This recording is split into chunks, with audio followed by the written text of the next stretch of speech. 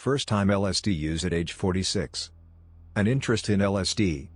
I first developed an interest in trying LSD, I think, when reading the James Gleick biography of physicist Richard Feynman.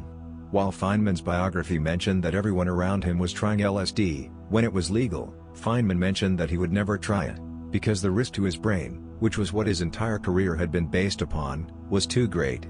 However, Gleick mentioned that Feynman had actually tried it, but kept it secret once LSD was banned, thinking that his employer, Caltech, might frown upon it.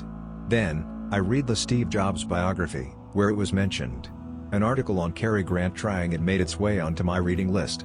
Tim Ferriss and Sam Harris mentioned in separate blog posts trying it for brain power and spiritual experimentation, respectively, and, when I saw that the writer of the book that became the film Limitless, with Bradley Cooper, had based his book, and his fictional pill, NZT, on the book Storming Heaven, LSD and the American Dream, by Jay Stevens, I made the decision to try it if possible.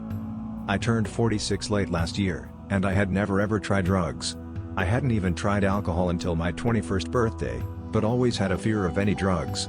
When I started dating a 31-year-old, Fleur, who was a 3 times a day pot smoker, I tried marijuana for the first time, smoking and edibles. Fleur mentioned that she could get me anything that I wanted to try. So I told her I'd love to try LSD. Then we broke up. Or she broke up with me, because of our fights about money. And she went back to the rich older generous boyfriend, who is married. So it was strange when she contacted me again to let me know that she had what I had expressed an interest in, that she had 4 paper tabs, and wanted to know when I had 8 to 12 hours to book a trip. Unfortunately, as a single dad, I had my kid that weekend, so we scheduled the next weekend, with a trip sitter that she knew for safety's sake. She also told me that a guy she knew, and had hooked up with, was very jealous that she and I were going to experiment with LSD, so this would be special. Unfortunately, during my kid weekend, she had an oops, when the guy she used to hook up with came over with the movie Fear and Loathing in Las Vegas, and they did the drug and did the deed. I decided to search the darknet markets for what I could as far as an alternate source. Unfortunately, that is right when the evolution/Bitcoin debacle happened, which scared me. So I went back to Fleur. She found out that her supplier ran out, so she found another one. While on her way to pick up the LSD, he was raided and arrested by the police, and she freaked out and went home. She spoke to a person who was very knowledgeable about experimentation with LSD, who got her a source. I mentioned that I had to be at Caltech on business at 2 p.m., so she said we would start early. Early to me meaning maybe 6 a.m. She was running late by 10 a.m., and finally arrived around 10:40 a.m. She told me the story about her trip, which I think we finally dosed at 11 a.m. She pulled open a baggie, which had a strip of a pre-marked and measured gel or gummy substance. "Are you sure this is LSD?" I had never heard of dosage this way, only via liquid, paper tabs, sugar cubes, or via dropper onto gummy bears, etc. She said yes, that her experimenting source said it was good. I have no idea the dosage, honestly. But we each had 1 measure of the gel, which dissolved quickly under the tongue, and had no bad taste. The come up. I put on some music while we waited for the drug to take effect. She mentioned that the last time she tried it, with the paper tabs, that she walked during the come up. But she said I'm not sure that was even LSD, that might have had cocaine in it. "I need to smoke a bowl," Fleur said, and she smoked some pot. At some point, leaning against my sink, I noticed that my sink looked filthy, and I thought I had recently cleaned it. It was as though I was seeing 20 extra shades of gray in the stainless steel that I had never noticed before. "Wow. Let's get out of here," I said, and we went for a walk. I saw the yellow and blue shading in the leaves of the trees while we were walking, as never before. As mentioned, I'm 46, and I have gained weight, am out of shape, and walking, it felt like my heart rate was going through the roof, I was heating up, and I had a slight trouble breathing. I mentioned that to Fleur.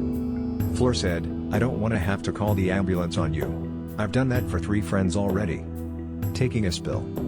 Suddenly, playing a joke on her sounded like a good idea. So I went face down on the grass, and didn't move. And predictably, she freaked out. Laughing, I got up. "Your face is bleeding," Fleur said.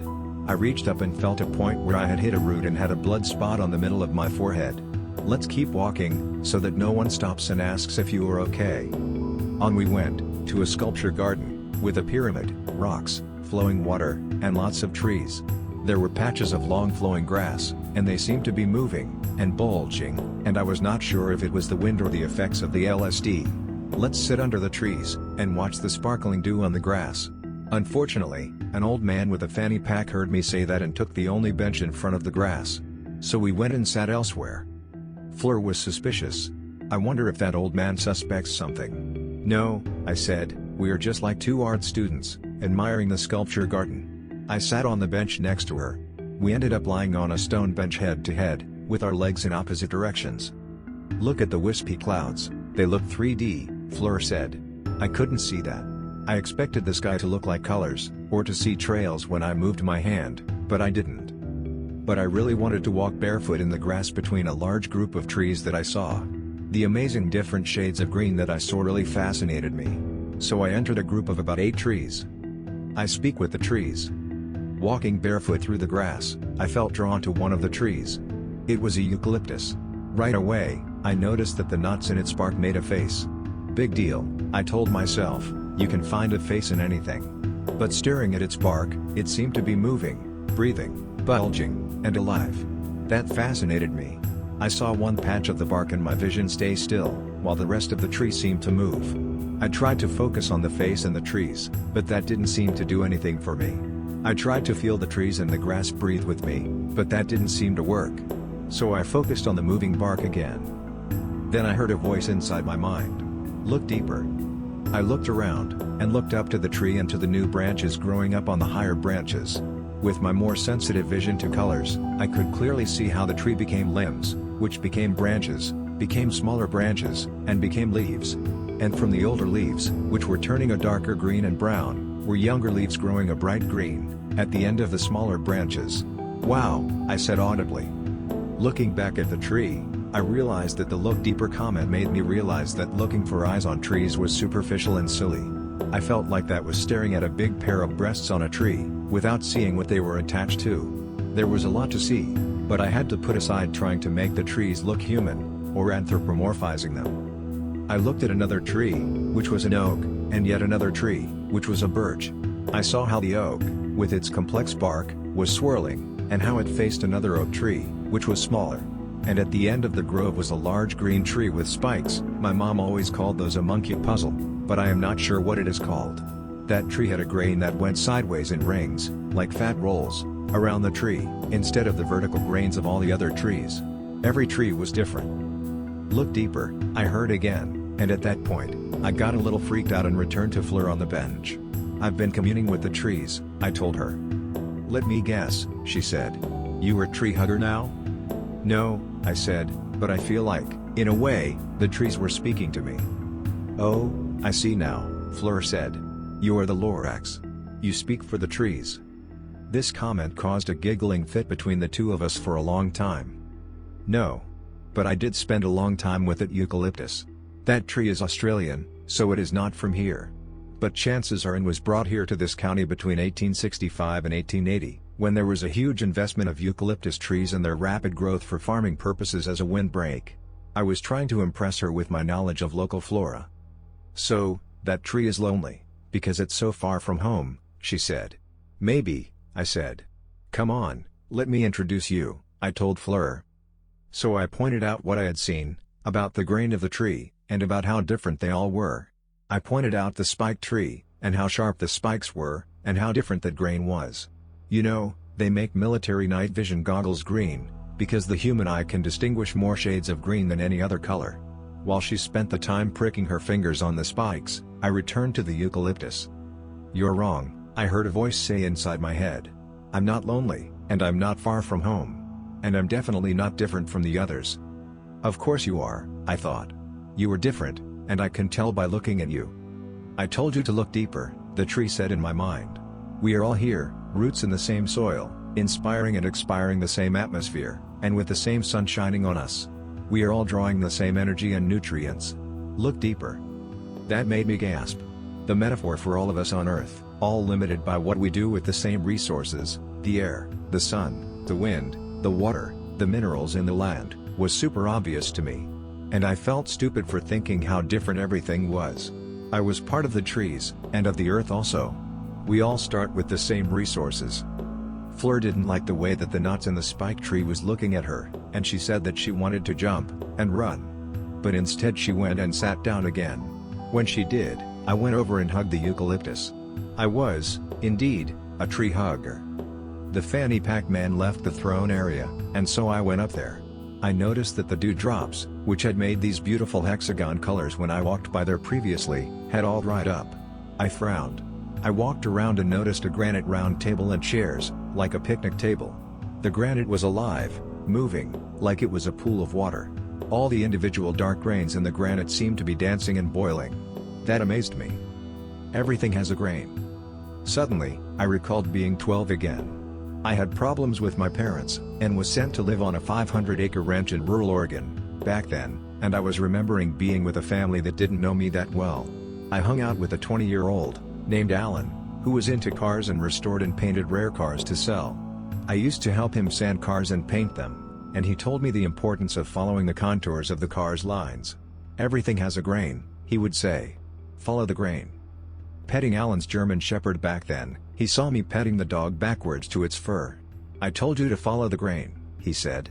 Later on, when I got a summer job on a lumberjack crew in Oregon, and then would follow them to the sawmill, I learned all about observing the sometimes twisted grains of the trees we cut down and then would saw into lumber.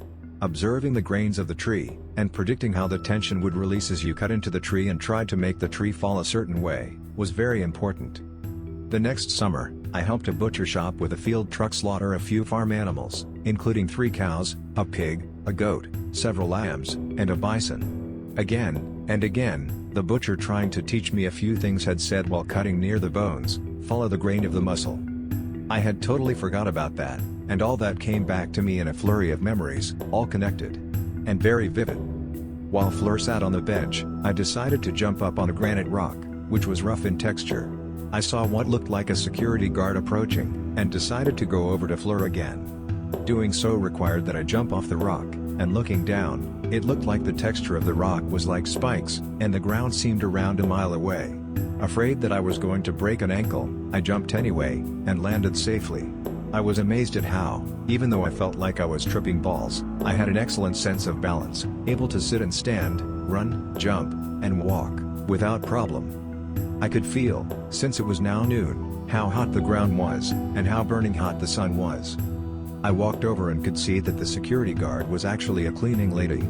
I found myself telling Fleur that I could see the granite in its igneous state, moving like lava, when she interrupted me. "We are going to get the police called on us, or kicked out," Fleur said. "I don't think so," I said. "For all anyone knows, we are just 2 art students exploring art and exploring the sculptures here. I don't want to stay here. Let's go," she said. So go we did. On the way out I stared at the trees, and smiled. "Look deeper," I heard again. Suddenly, I realized that I was still being superficial. I didn't have to spit out facts and scientific knowledge just to say something smart. It hit me that granite wasn't even an igneous rock. I was making connections that weren't there instead of learning something deeper. I started to cry. The carnival at the Performing Arts Center. Crossing the street, the plan was to walk through a modern art sculpture garden and then through the big mall nearby. But when we crossed the street, the flags, sculptures, and signs outside the Performing Arts Center looked exactly like a very, very colorful carnival to me. "Let's check out the carnival," I said. I could see an interesting round sign that was a mauve color, or a faded red, that was a color I had never seen before. "Let me guess, you wanted to get some cotton candy, and a balloon?" We laughed again. We stood in front of the Performing Arts Center as senior citizens flied past us and around us for the afternoon matinee of whatever play was showing. We were looking at the sky and the colorful yellow and blue sculptures and getting some very, very judgmental stares. One Japanese woman in her late 60s turned her head as she passed by and gave me a long stare, and I stared back. As I stared back at her, her face melted into a cartoonish Peter Max painting. I saw a security guard who definitely was a security guard walking straight to us. "We had better go," I told Fleur. While we were walking, I kept looking over my shoulder and saw the security guard following us. She followed us to the property limit, and then we crossed the street and she turned around and went back to the Performing Arts Center. Leaving the property, I noticed a row of different trees, aspen trees. They had new sprouts and branches growing mid-trunk from the tree. "It's a metaphor for layers of growth," I told Fleur. And I remembered how there is somewhere, an aspen grove, Pondo, that is supposed to be all connected as one organism and shares the same root system. I also noticed the building construction. You could see the texture and grains of the rolled stainless steel and the red sandstone used in the buildings very clearly, every detail. My heart was racing again, and I felt like I was overheating. And I realized how red my eyes were from crying. Seeing my true self in a sports bar. We stopped into a local sports bar to hydrate and cool down. I felt like all eyes were on us. I sat at the bar while Fleur went into the bathroom. No one served us, so I moved to a corner table facing the window. Still nobody served us, and I began to get paranoid. How long has Fleur been in the bathroom? I wondered. It seemed like forever. Finally a waitress came over and asked what I wanted to order. "There is someone else coming," I said. "But I'll have a Diet Coke and a water." I felt like I was sweating and red and overheating. She paused and looked at me at what looked like forever. "Diet Pepsi, okay?" she finally said. "Yes," I replied. "Where was Fleur?" She was taking way too long. Maybe I needed to check on her. I was getting somewhat paranoid. Everyone was ignoring us rather than staring at us. I felt like I was overheating. I left my keys on the table and went to the restroom. I paused in front of the women's restroom and couldn't bring myself to open the door and call Fleur's name. Act normal. So I went into the men's room and put cold water on my face. I kept patting off the cold water until I felt like I was no longer overheating. I gave myself a long look in the mirror. My eyes weren't dilated like I had thought they were. But my hair looked so gray and wiry. I could see so many colors of gray, including in my hair, and on my face. My face looked so wrinkly. And my eyes were definitely red. Why did I think I looked so good for my age? I don't. I thought I had no gray in my hair, but here it is, I can see it. Everything has a grain, I thought. Especially my face. I am so old. I looked at my posture, hunched over, and my belly, extended from fat. No wonder I've been having so much problems with getting dates lately. I look horrible. I went back to the table. Fleur was still not there, but my Diet Pepsi and water were there. I downed it quickly. Fleur showed up and I told her I was worried about her. "I'm fine, but I want to smoke," she said. The waitress returned and took my Diet Pepsi, which was empty, away. She had a water and an ice cream sundae and laughed at nothing. I stared out the window, which had a screen on it, and the screen was filthy. "It's a metaphor," I told Fleur. "Another one?" she said. "There's a lot of metaphors today," she said. "Well, everything does have a grain," I told her. "But this screen is a filter. And our filters get clogged up with a lot of stuff, religion, education, stereotypes, and it keeps us from seeing the world clearly, like us trying to see out of this window." Why did the waitress take away my drink? Are we about to be kicked out? I was getting to be the paranoid one in here. I had kicked off my shoes and started to wonder if that was against the rule here. She said. "Try this brownie ice cream sundae."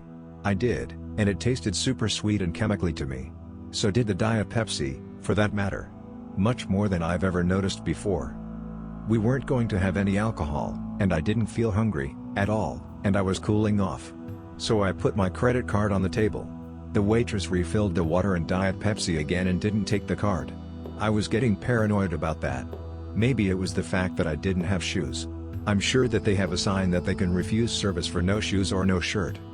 I looked at the couple next to us at another table, sure they were staring. They weren't, but the woman stared at me due to my staring at them.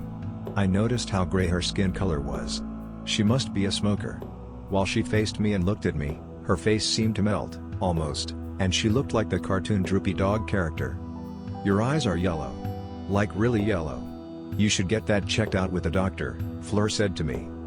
Leaving the high bar stools, getting my shoes on, and calculating tip and leaving seemed to be a challenge. Looking down at my feet, it looked like they were dangling a mile away. But we walked back into my pool. The pool was too crowded on the sunny day to be a place to be. I dipped my toe into the jacuzzi, and saw dust enter the water. The fluorescent bathing suits, beach balls, and the amazing shading of the trees made me feel like everything was brighter. I decided that I wanted to record my thoughts, and regretted not bringing a journal. I tried to use the voice memo feature on my phone, but kept forgetting to press the button before and after speaking. I was starting each voice memo with hippie thoughts, and then my thought, but then suddenly obsessed on whether or not I should be calling them trippy thoughts, instead. Hippie thoughts, we are all under the same tent. Hippie thoughts: whenever a bee stings someone else, it ends up harming themselves more. Hippie thoughts: we need to notice the details more, the subtle shading, and not just the obvious of our lives more. Hippie thoughts: it really doesn't matter whether you call them hippie thoughts, or trippy thoughts. That's not a thing. Divergence. Once we got home, I drank more water, and noticed that I had definitely been sunburned. Fleur went to work smoking another bowl of weed right away, and she started watching kaleidoscope videos on YouTube on my laptop. I wanted to listen to music, and lie down, so I asked Fleur if she was okay with me not watching her and being alone, and put on a sleep mask/blindfold, headphones, and played Pandora and listened to music. The moment I closed my eyes, I saw patterns very clearly. On the perimeter of my vision, I saw lightning flashes, white and active. In the center, I saw a scanning electron black and white image of a grasshopper extremely close up. And I saw that antennas on the grasshopper, which looked like hairs, had their own hair/antennas, which in turn had their own hairs. There were patterns all the way down. The grasshopper image split into 2, and then 4, and then turned into this beautiful geometric pattern, with a dark sparkling charcoal liquid mercury forming triangles and other geometric shapes, spilling and flowing over a deep green pattern. I thought back to that tree, and looking up at the new bright green growth backlit by the sun. The tree had a branch which led to a leaf, which supported a newer leaf. My son, who just turned 10, was a green growing new leaf. And it was the job, naturally, of the larger connected leaves to support the growth of the new leaves. That growth can happen naturally, if there's a structure. But if the branch, or leaf, is broken at a right angle, it won't grow right. It may even reach tendrils to get nutrients and growth, to another tree, branch, or roots underground. I thought about my father. About how he hit me once, and I felt compassion for him. He always said he didn't have the best parents. His grain grew as it did, and he was what he was. And I thought again about Alan, in Oregon, taking on, in a way, the surrogate father role and teaching me about cars, and life, and not being judgmental, just guiding me on the right grains to follow when sanding a car along its lines.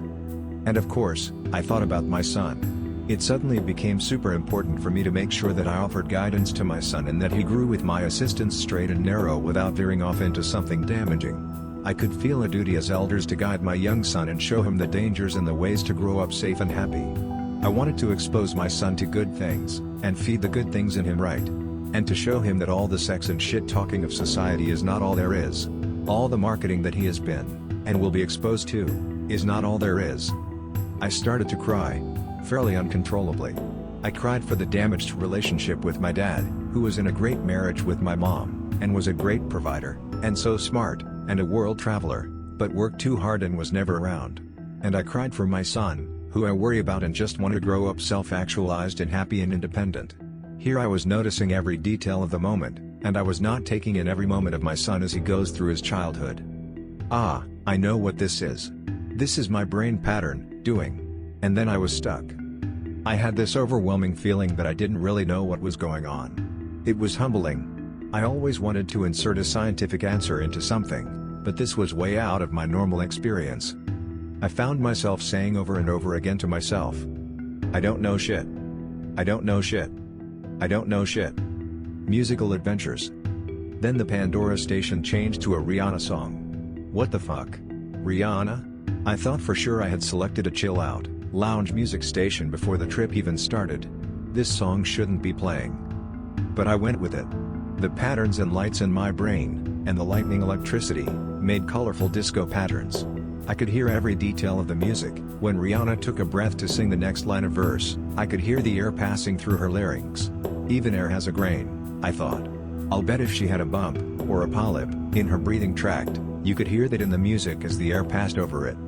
The next song was some singer from Iceland, singing in Icelandic. I couldn't tell what the words were at first, but I concentrated on the emotions. My brain thought I was hearing the words, but that was not possible. I thought about how birds have a certain number of songs used to communicate, and how humans have the same patterns. You think about two women laughing and making a joke, and you know what they are communicating, as far as emotion, even without the specific joke details. Or a couple about to make love, and the woman, or the man says something like yes, or duh, or we, or see, and you know what that conveys. or when a younger guy says dude in a certain tone of voice, or a young woman says whatever in a certain tone of voice, the song and the context lets you figure out anything. The details almost aren't important. All language is this way, it's just one flow of grain to try to express concepts, thoughts, and especially emotions. Like the songbirds, we express emotions. Language gets in the way of that sometimes. Next song is an old woman singing in Spanish to a slow tango song. I can hear her age just from the voice, and I can especially pick up on her Argentinian accent, since I am very familiar with Latin American Spanish and Castilian Spanish. I can especially tell she is a smoker. My trip partner fights with her partner. I'm getting restless. I can hear Fleur on the telephone fighting with someone, after she has been in the bathroom a long time. The fighting is bugging me. I'm checking on you, I tell her. She has smoked several bowls of marijuana. Yeah, my boyfriend is really freaking out. He thinks that I'm over here doing drugs with you and I are having sex. I told him we are not fucking. I feel like this is where our trips are definitely diverging. Suddenly, I feel compassionate towards Fleur. I was worried about having a bad trip with her, since she likes to fight with me, and she can be condescending and insulting, and we had a dating relationship. But I just saw her, she was dealing with a certain amount of anxiety, trying to feed it with marijuana, and dealing with financial issues. Exploring the dimensions that really matter. I really want to draw, and I draw a detailed pen and ink version of the tree branches and color shades that have stuck in my mind. And then I draw a version of the cartoon senior citizen that turned into a Peter Max painting at the Performing Arts Center. I went back into the room on my bed and put my blindfold and earphones on again. I started to see long string patterns of hexagons, pentagons, and squares, stretching diagonally in my vision. All of the repeating patterns I had observed in nature made me realize that things repeat over and over again. I thought about how much Fleur looked like my first girlfriend, over 20 years ago, and realized that there were only so many ways to make hands, arms, a face. Are there other dimensions? I wondered, while looking at squares stretched out in my eyes closed vision. Maybe, the answer said. But why does it matter? You are here, in this dimension. Time is also a dimension, and all you have is the here and now. And a bright pinpoint light centered itself in between the long string of squares. And I realized that we are only here a short time, and I have already wasted half of my life. I thought about the lines, the tree grains, on my face again. And for too long, I have fed my body, and my tree bark, if you will, processed foods, alcohol, and sun exposure, including today. All I have is this moment. I will be 50 in another 4 years, but I need to learn then how to be good at being a 50-year-old.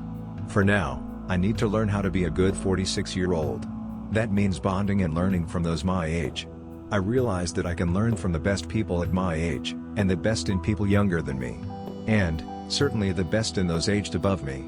Everyone wants to teach you something, and has something to share with you that will teach you.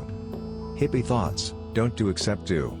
Be the best you, at your age, that you can. Compassion for those that have hurt me. Wow. I started to cry again. I thought about a woman that really hurt me 15 years ago, and how year after year, I wonder how I'll ever get through that hurt, and amazed that it still hurts and I still think about it all the time. And it seemed pretty easy to forgive her and move on. She must be older now, and maybe wiser. What about my ex-wife? I thought about her. We had a nasty divorce and I hated much about her actions, from before and after I filed for divorce. But it seemed easy to see her as a young girl in her 20s, in love with me, and not knowing what to do with my business, and my crazy life, and wanting to be a good mother and wife. And I had much compassion for her. Why am I crying so much? This is not fun. It's probably cathartic, but definitely not fun. Lessons learned about money. But wait, I thought. What about money? I was supposed to think and meditate on my business during this LSD trip, and figure out what I should be doing with my life, and what I could do to improve my cash flow and merge my passions and areas of skill and change my business to fit that somehow. Money has a flow also, the thought came to me. It grows along certain grains, with certain patterns. Suddenly I realized something. Money is just a way to exchange something for something else that a person paying is looking for. That sounds obvious, I mean we all know money is a unit of exchange, but my focus was on what the person paying is looking for. Suddenly it hit me that many of my clients are looking for the same thing, a positive result from a difficult situation, but some are looking for other things, reassurance that they are a good person, education about the process, confirmation that they are not going to be ripped off. someone to take care of something for them, guidance through a difficult time, or in general, goods, or services, and that what they are really paying the money for is that feeling or guidance or getting what they had in mind they wanted. I realized that with my business, I do so many things that get in the way of that simple exchange. People wanted to pay me money to take care of their difficult situation, but I make sure I only return phone calls twice a day, so that I don't get overwhelmed all day, and then I require an in-person appointment to size them up, and then a written contract, with much legalese, and then they must pay via cashier's check or money order, or Visa/MasterCard/American Express/Discover, etc. As you can tell by this report, I like to write, and I probably use many more words than needed.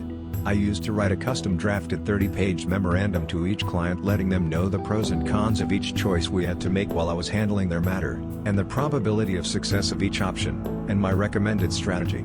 And after spending hours on that, I used to find that most clients never read it, or just skip to the last paragraph that said conclusions. Did they not see how many hours I spent analyzing their matter? Were they stupid? Were they not impressed by my education and vocabulary and great writing skills? No. All they wanted was my recommendation in the first place, and to know that I had gone over their situation and had a plan. And I put so many blocks in the way of them getting that, so that I can feel important, or because I think they need that, or for no reason at all. The flow of paying for something and getting what the person wants that they are paying for needs to have as few steps as possible to block that. Aligning yourself to the flow of what the market really wants, what people really want in the aggregate, is even better. I thought about a doctor who thought I was well connected and wanted to pay me a small amount to talk about his practice on Facebook and Instagram. I accepted and then griped about it, and when I did what he asked, he changed the terms and asked me to delete Instagram and send a message on Twitter instead. This all happened the night before the LSD trip. I was angry that he changed the terms, which made extra work for me while traveling, and was going to get revenge on him by putting something negative out there, and making a big deal about him being unethical, etc. Suddenly that all seemed petty. All he wanted was his business promoted, and to pay for it. And I accepted that, and so I should promote once I decided and promised to do so. So I did. And he was happy and paid double. Less stress for me, less blockage of the flow of money from what he wants to what he paid for. I could hear Fleur fighting with her boyfriend again. "I am not fucking him," she said. "No, all he is doing is crying and crying. I swear, he is just crying. Okay, bye." The trip turns bad. I very suddenly had, in my vision with my blindfold on, a vision of a horse head, completely skinned and bloody, all muscle and fat and skin hanging off of it, with eyes staring at me. That shocked me. Oh boy, I thought, here comes a bad trip. From there, a background all over my vision of bone fragments, and blood, and skin, and eyes and teeth were everywhere. I cringed. But I thought about, as I had recently been reminded, how I had worked with a butcher, and had lots of experience with dead animals. But these look human, I thought. I'm okay with this. And then it went away. Going solo. I'm going to leave as soon as I smoke this bowl. I'm fine to drive. My boyfriend is really upset, and thinks that this is like going over to a guy's house to do a line of coke and fucking him. I am never doing LSD again. That is for sure. This is my once-in-a-lifetime experience. I started rambling on and on about my meditations about money. Yeah, what is money, and why do we even need it? She said. I told her that we need to not get in the way of money flowing for what people want to pay it to accomplish. All I know is that my boyfriend is super rich. And he does all kinds of things. But he is really rich, so I can't piss him off. She exhaled and I saw the smoke coming out of her mouth, backlit by the window, turn into a rich rainbow of colors. Literally stripes of colors in the smoke. I told her that she was turning into Puff the Magic Dragon with her rainbow smoke, and she laughed. She hugged me and I told her thank you. I expressed to her that this felt like 10 years of therapy in one afternoon. I told her she had given me a gift. I know, she said, everything is a metaphor, and everything has a grain. She left. I looked at my granite kitchen countertops, and noticed that the visuals seemed to be gone. The grains in the granite didn't seem to be as interesting anymore. Body sensations. I laid down and cried again. I tried to meditate, and noticed that my back and neck were very stiff. My jaw had been clenching up throughout the afternoon. My eyes hurt. I started a body scan meditation and tried to relax, imagining my whole body calming down. A voice in my head said, of course your jaw and eyes hurt. You have been crying for hours. And you have a knot, like the knots you saw in the trees, in the middle of your forehead. I reached up and felt the dried blood from falling early in the trip. I had forgot about that. When are you going to see that everything bad you do to yourself? Everything you do to nurture or harm any cell in the grains of your body is like that. It damages or repairs itself depending on how you feed the grains. I know, I say. I know. And I feel very humbled and stupid. I realize suddenly that I am holding on to things tightly and causing my own neck and back pain. And it's a metaphor for what I need to let go of. I vowed to myself to sign up for a yoga class the next day. I feel that the grains in my muscles need to flow more. I realize that what others call flow or energy during LSD trip reports I am experiencing as a grain, like the wood grains I saw earlier. And I vow to call big brothers, and become a big brother to a little boy who needs support to grow up like a leaf big and strong, and not get nutrients from bad sources. And to only feed the grains of my skin with quality nutrients. And to wear more moisturizer and sunblock. Hippie thoughts. Growing up in the universe means letting go of you. Walking. Later that evening, after sundown, I decided to do something good for my body, and get some exercise and think. My mind felt clear, but I did feel a little in that thoughts were scattering through my brain at what felt like record speed. I walked, and found myself smiling at every tree I saw on my walk. I learned something from a tree today, I thought. Amazing. I ended up walking over to a tree and giving it a big hug, smiling, and wished it well, and thanked it for being part of the universe, and for teaching me something. When I returned home I saw via my phone that I had walked 7 miles. And I didn't feel it. Usually after 1 to 2 miles I get tired and feel it in my legs, and the soles of my feet. What a day. I readied myself for sleep. Sleeping. What a day, I thought, as I tried to get to sleep. But I could not sleep, try as I might. I kept going over the events of the day, and what I had learned, and felt sad for Fleur just smoking pot and arguing and not getting any value out of this. I definitely felt different and felt that I had examined a lot. Was my brain different? Was my brain damaged? Yes, I can feel that my brain is different, but I can look back at all the patterns I was stuck in with the old brain, and see that it clearly was an improvement. Finally, at 5 a.m., I fell asleep, only to wake up at 6 a.m. for work. All day I felt extremely tired, almost hungover, but with a more clear energy and no headaches, like a hangover would give one. I skipped yoga to sleep early that evening. The next day I felt clear, and noticed that I had lost 6 pounds.